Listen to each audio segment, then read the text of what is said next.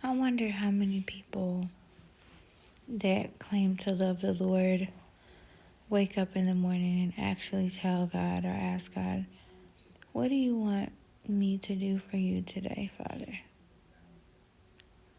What would be pleasing to you that I could do for you today with my life, with my walk, where I am at?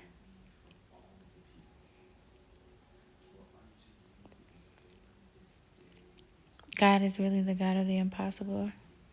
I want to share a story with you guys. There was one time I was really struggling. I was in my own apartment. I had left and moved out of an ex's house because God had told me he wasn't my husband. So when God told me to move, I was obedient and I left.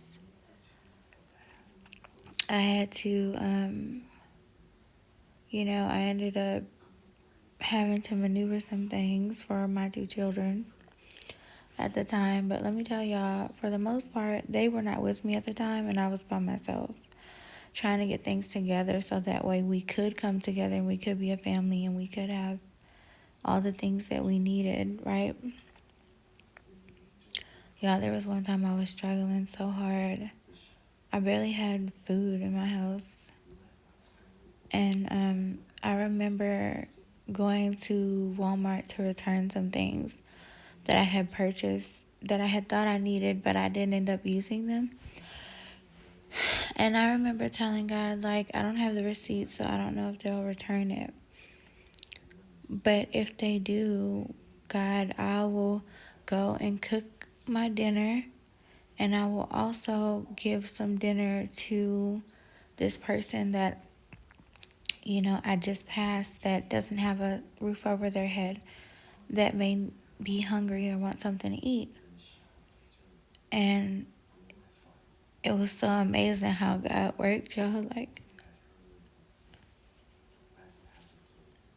there was a problem as soon as I gave my things to be returned, and this manager came up to me after I finished praying, and she was like, I'm going to do it for you this one time.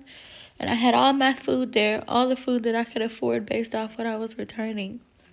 I think that God showed her that I was in desperate need of help at the time. And he showed me grace. And I went and I did what I told God I was going to do. I made the meal and I gave it to the person I told him I would. So God is faithful.